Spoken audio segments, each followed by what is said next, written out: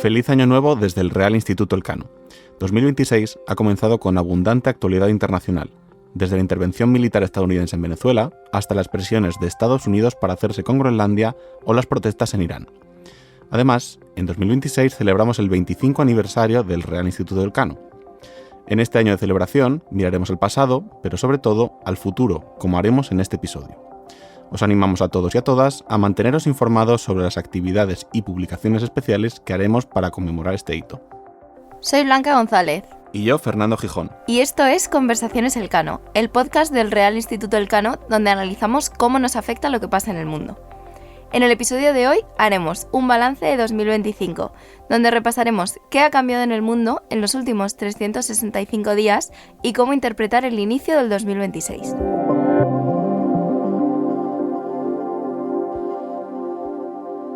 Conversaciones Elcano, temporada 6, episodio 7. Lo que 2025 nos dejó. Actores, conflictos y cambios. The golden age of America begins right now.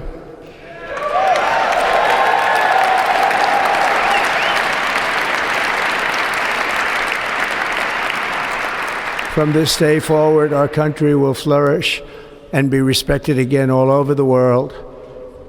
We will be the envy of every nation, and we will not allow ourselves to be taken advantage of any longer. During every single day of the Trump administration, I will very simply put America first. No se puede hablar de 2025 sin hablar de Trump, cuya vuelta a la Casa Blanca marcó desde el primer momento buena parte del ritmo político del año.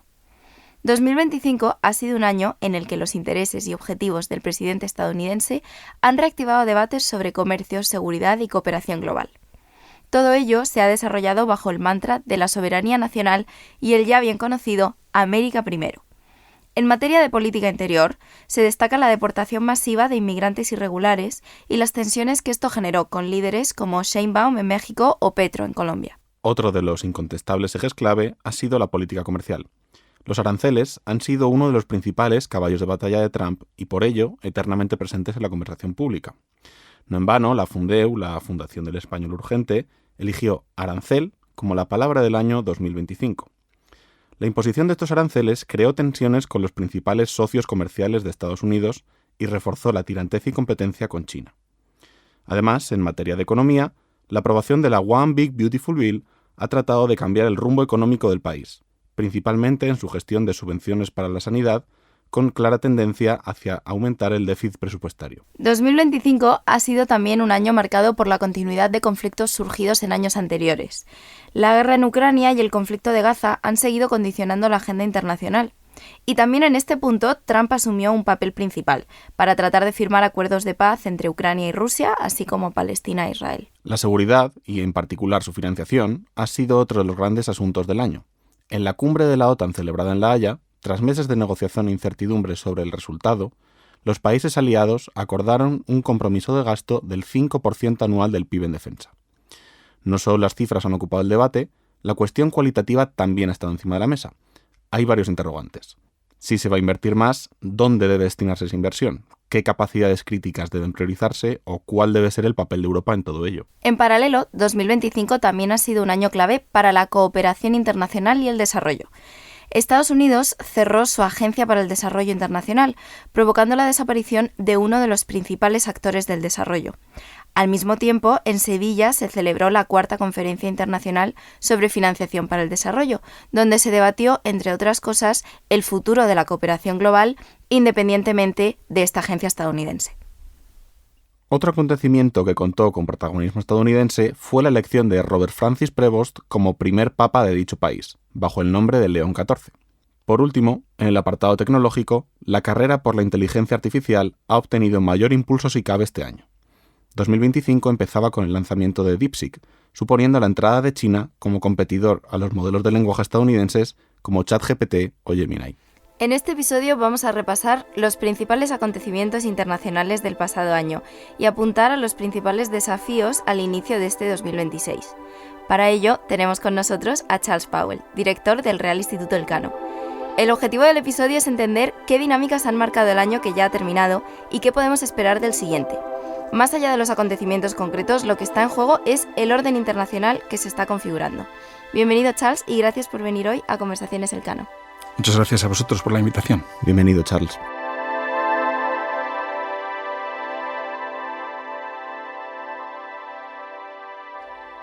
En 2025 hemos hablado y escrito mucho sobre Trump y Estados Unidos.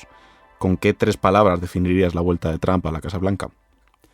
No es fácil escoger solo 3, pero en primer lugar yo diría el personalismo, un personalismo exacerbado, mesiánico y autoritario. Esta idea de que Trump es un hombre providencial, ¿no? Que ha sido elegido incluso por Dios para salvar a Estados Unidos y quizás incluso al mundo. Esto puede parecer ridículo, pero está presente, por ejemplo, en el texto de la reciente Estrategia Nacional de Seguridad. La idea de que es el presidente de la paz, por ejemplo, ¿no? Y que supuestamente ha resuelto ya, creo que son 8 conflictos bilaterales territoriales, cuando en realidad no ha resuelto prácticamente ninguno.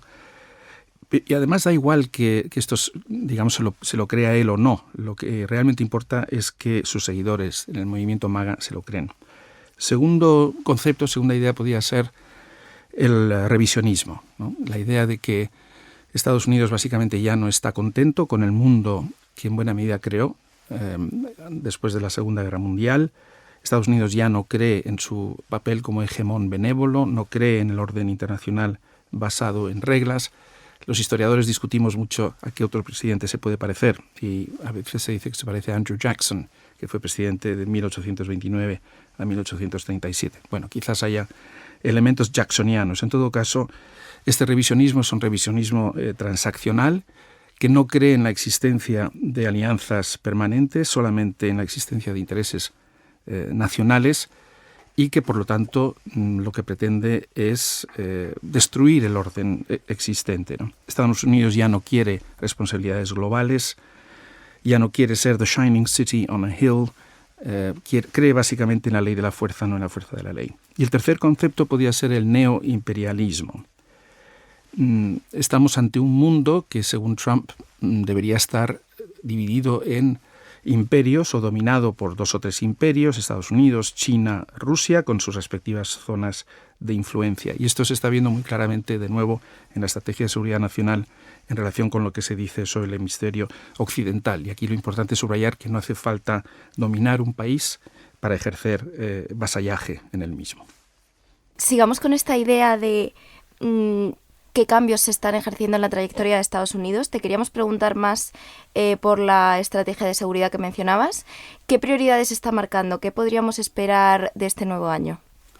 Bueno, lo más llamativo de la estrategia probablemente, como ya he comentado, es este énfasis en el dominio estadounidense del hemisferio occidental, es decir, en América Latina. Controlar América Latina como patrio trasero de Estados Unidos y excluir por completo a otros actores como pueden ser China o Rusia. Estaríamos, por lo tanto, ante una interpretación de la doctrina Monroe de 1823, pero con un corolario Trump. Y esto ha dado lugar a lo que se está llamando la doctrina Donroe, ¿no? Donald Trump y Monroe.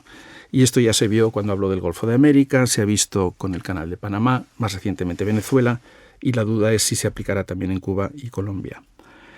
La segunda preocupación inmediata que tenemos es este conflicto sobre Groenlandia. Algunos nos resistimos todavía a creer que Trump va a cuestionar la soberanía territorial de Groenlandia, dado que pertenece a un país miembro de la OTAN, pero esto también pertenece a una larga tradición americana, ¿no? La compra de Luisiana en 1803, la compra de Alaska en 1867, y no hay que descartar que Trump realmente crea que esto es posible.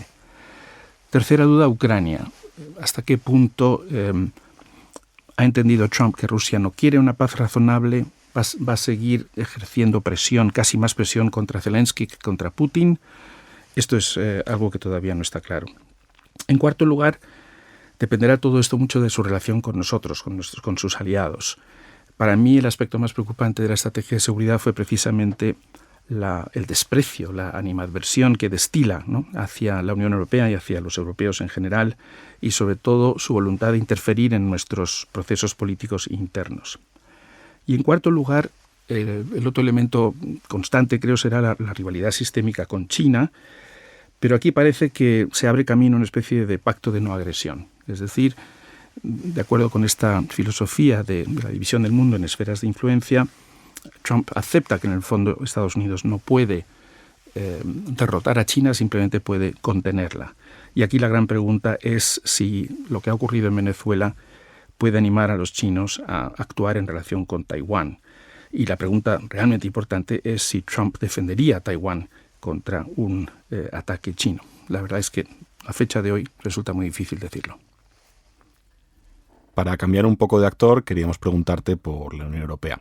¿Qué papel ha jugado en este 2025? ¿Ha tenido dificultades para establecer una sola voz? Pensamos, por ejemplo, en la falta de consenso en asuntos clave como el acuerdo con Mercosur recientemente firmado, pero también acontecimientos como Groenlandia o el caso de Venezuela. Yo me considero muy europeísta, pero tengo que reconocer que el papel de la Unión en este año pasado no ha sido especialmente brillante.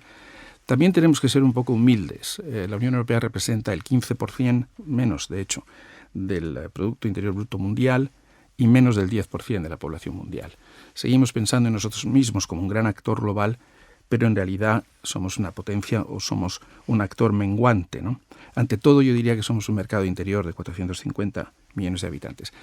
Esto tampoco es irrelevante, ¿no? Incluso fijaros que nuestro gasto militar el año pasado superó los 300.000 millones de euros, es decir, una cantidad bastante respetable. ¿Cuál es el problema? Que la Unión está muy mal equipada para funcionar en este mundo transaccional dominado por grandes potencias. ¿Por qué? Pues porque no somos una potencia militar, no somos realmente una unión política, somos pues una comunidad de derecho, fundamentalmente, y creo que todavía somos también una potencia normativa cuyo poder básicamente depende de nuestra capacidad para moldear el mundo a través de nuestras normas. Y el problema es que las normas en las que nosotros creemos están siendo contestadas casi universalmente. Por lo tanto, no hemos tenido una gran actuación globalmente. Dicho esto, en Ucrania hemos tenido un papel razonablemente positivo, apoyando políticamente, económicamente y militarmente al gobierno de Kiev. En Gaza, en cambio, nuestro papel ha sido, creo, bastante desafortunado, incluso irrelevante, debido a las divisiones internas que ha suscitado este tema en el seno de la propia Unión, entre los 27 Estados miembros. Y la verdad es que cuando se nos acusa de tener un doble rasero en relación con Ucrania y en relación con Gaza, pues es difícil negarlo, ¿no? Yo diría que el gran éxito reciente ha sido la firma del acuerdo de Mercosur, aunque claro, cuando llevábamos 25 años negociando, pues quizás no es un éxito como para tirar muchos cohetes, pero en todo caso esto pone de manifiesto precisamente nuestra fortaleza, que es la diplomacia, y la influencia que nos permite ejercer este mercado interior al que ya me he referido. En Venezuela hemos sido irrelevantes, básicamente porque nos hemos enfrentado al clásico dilema europeo. Por un lado, el régimen era odioso, pero por otro lado, la manera en la que se ha producido la crisis, la injerencia de Estados Unidos es totalmente inaceptable. Y por último tenemos Groenlandia, que para mí puede ser la prueba de fuego. Si no somos capaces de evitar una agresión contra Groenlandia, la credibilidad de la Unión quedará muy seriamente tocada. El Gobierno de España acaba de alcanzar un acuerdo con la OTAN. Un acuerdo, a nuestro juicio, muy positivo, que nos va a permitir cumplir con nuestros compromisos con la Alianza Atlántica y preservar algo muy importante, que es su unidad, sin tener que incrementar nuestro gasto de defensa hasta el 5% del Producto Interior Bruto. Este año se ha hablado mucho de las repercusiones de no ceder al 5% de gasto en defensa, de lo que escuchábamos hablar al presidente Sánchez hace un momento. Entonces, bueno, te queríamos preguntar más sobre España. ¿Qué ha ganado o perdido España este año en términos de influencia internacional? Y también, si pudieras comentarnos un poco sobre la nueva estrategia de acción exterior, pues ¿qué destacarías de la visión que plantea la estrategia? ¿Qué se vislumbran para estos siguientes 3 años? Cuéntanos. Bueno, la verdad es que España sí ha logrado, creo, marcar su propio perfil en política exterior y sin duda la decisión más controvertida en este ámbito ha sido la que acabas de comentar, la negativa a aumentar el gasto militar hasta el 5%. Había muchos motivos para negarse a esto. España es la cuarta economía de la Unión Europea y por lo tanto el 5% del PIB hubiera sido una cifra muy considerable. Y por otro lado existe la sensación generalizada de que los otros países de la OTAN que se han comprometido a este aumento en realidad no lo van a cumplir. Mi temor aquí es que en muchos países de la OTAN esta postura española no ha sido bien entendida y, de hecho, en mis conversaciones con diplomáticos europeos constato esto con mucha frecuencia, ¿no? Es decir, no acaban de entender por qué España ha roto filas y esto a veces se interpreta como una falta de solidaridad, una falta de responsabilidad colectiva. Por lo tanto, esto, aunque internamente ha sido bien entendido, externamente quizás no tanto. Y luego, en relación con Gaza, el reconocimiento del Estado de Palestina, la actitud beligerante de España en relación con el gobierno de Netanyahu efectivamente también sería una expresión de este deseo de tener un perfil propio, pero es verdad que eso supone enfrentarse a algunos países de la Unión que no comparten esta postura y, por supuesto, también a la administración norteamericana. Por lo tanto, yo creo que hay luces y sombras, ¿no? En lo que se refiere a la estrategia española de política exterior, yo destacaría 4 o 5 aspectos. Primero, la apuesta por la autonomía estratégica de la Unión Europea, pero todos sabemos las dificultades que esto plantea. Yo diría quizás, de hecho, que el principal activo de España, de la política exterior de España, es el europeísmo de los españoles, ¿no? Yo siempre digo que España es el Estado más europeísta, por lo menos de los grandes Estados europeos. En segundo lugar, una apuesta muy clara por el multilateralismo, pero claro, la estrategia no explica cómo reforzarlo o cómo reformarlo. Y de hecho, este quizás es el gran reto colectivo de la Unión de cara al futuro. En tercer lugar, yo creo que España también apuesta por una relación buena, estrecha con Estados Unidos. No olvidemos que Estados Unidos es el principal inversor extranjero en España, pero no explica muy bien cómo se debe hacer esto. Se debe hacer en un marco europeo, es decir, en la relación OTAN, dentro de la OTAN, en la relación Unión Europea-Estados Unidos, en la relación bilateral. Esto no queda del todo claro, ¿no? En cuarto lugar, se habla de fortalecer el espacio iberoamericano, pero sinceramente, dada la situación interna de muchos países latinoamericanos y las divisiones que existen en América Latina, va a ser muy difícil crear una comunidad iberoamericana más sólida, ¿no? Y por último, se manifiesta el deseo de mejorar, de aumentar la presencia de España en África subsahariana. Esta es una vieja ambición, pero no sabemos realmente si contamos con los medios necesarios para hacerlo. Por lo tanto, buenas intenciones, bastante continuidad respecto de otras estrategias, pero en un mundo como el que hemos descrito antes no va a ser fácil llevarlas a cabo. Ahora, sin caer mucho en autobombo, aprovechando que este año el Instituto celebra su 25º aniversario, queríamos plantearte, en la nueva era de la información, desinformación e inteligencia artificial, ¿qué papel pueden jugar think tanks como el Cano a la hora de ofrecer análisis de la realidad internacional? Bueno, yo llevo en este mundo un cuarto de siglo, no debería decirlo demasiado, pero lo que sí constato en estos 25 años es que somos más necesarios que nunca y más relevantes. ¿Por qué? Pues básicamente por 2 motivos. Primero, porque la realidad internacional es cada vez más compleja, más imprevisible, tiene consecuencias más directas sobre la sociedad en su conjunto, sobre nuestra economía. Y en segundo lugar, y esto es muy positivo, porque hay cada vez más interés en la sociedad en su conjunto, pero también entre las empresas, entre los tomadores de decisiones, etc. Al mismo tiempo, otras instituciones se han deteriorado, en mi opinión. Los medios de comunicación, por ejemplo, ¿no? Han perdido buena parte de la credibilidad y la autonomía que se les presuponía anteriormente. Por lo tanto, nuestro papel como intérpretes, y en cierta medida como intermediarios, ¿no? Como instituciones que median entre las élites y la población en general, pues creo que ese papel sigue siendo tan importante o incluso más de lo que era hace unos años.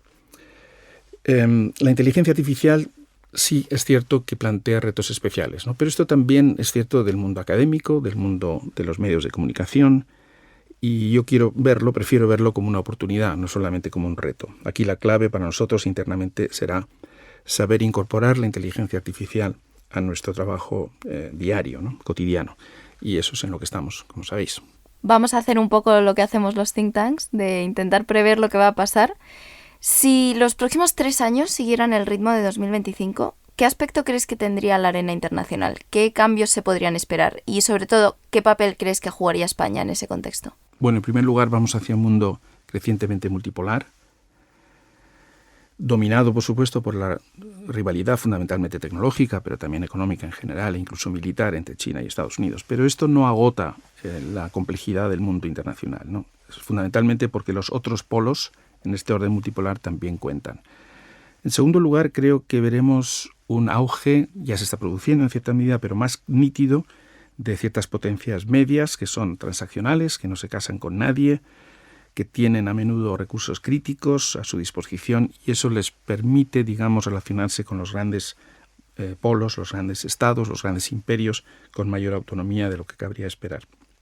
Y en tercer lugar, lamentablemente creo que se va a acentuar incluso la crisis del orden multilateral, que ya hemos visto durante estos años, y al mismo tiempo creo que proliferarán las iniciativas minilaterales, ¿no? Ante el fracaso del multilateralismo lo que tendremos es más iniciativas minilaterales y aquí la pregunta es si el minilateralismo complementa o debilita el orden multilateral. Es decir, dado que es muy difícil hacerlo todos juntos, la tentación lógica de hacerlo de acuerdo con agrupaciones más pequeñas de estados en función de intereses regionales o temáticos puede, lamentablemente, debilitar aún más este orden multilateral. Y por último, en relación con Europa y con España. Como he dicho antes, yo soy muy europeísta, yo creo en una Europa básicamente federal. Lamentablemente creo que no hay apetito de una Europa federal. Quizás sí veamos finalmente la ampliación a los Balcanes occidentales, que es algo que creo que es imprescindible si queremos ser un actor global relevante, pero probablemente no vamos a ser capaces de frenar ni de revertir nuestro lento declive y en ocasiones bastante elegante proceso de pérdida de relevancia, ¿no?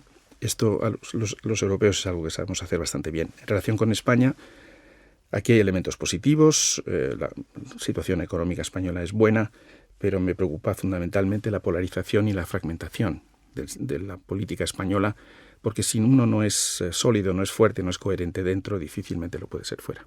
Pues muchas gracias, Charles, por venir a Conversaciones Elcano y ayudarnos a entender qué nos ha dejado este año 2025 y qué tendencias nos traemos este año 2026. Muchas gracias a vosotros. Gracias.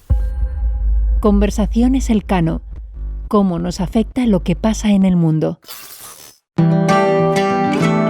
Conversaciones Elcano es un podcast presentado por Blanca González y Fernando Gijón, pero detrás hay todo un equipo que lo hace posible. Marta Corral e Iván Oscar López Valerio se encargan de la distribución digital. Pablo Colomer, Sara Mejía, Aurea Moltó y María Solanas asesoran con la producción y diseño de episodios. La edición, producción e identidad sonora corren a cargo de Toña Medina y Ángeles Oliva, y la grabación a cargo de Íñigo Guerrero, de Blueberry Studios. En la sección de entrevistas contamos con el equipo de investigación del Real Instituto Elcano. Puedes seguir Conversaciones Elcano en las principales plataformas de podcast. Estamos en Spotify, Apple Podcast, iVoox o YouTube, entre otras. Si quieres conocer los temas que tratamos aquí con mayor profundidad y estar al día de todas nuestras actividades, visítanos en la web del Real Instituto Elcano, www.realinstitutoelcano.org o síguenos por Twitter o Blue Sky en @realcano. Y si no quieres perderte ninguno de nuestros episodios, suscríbete a nuestro podcast.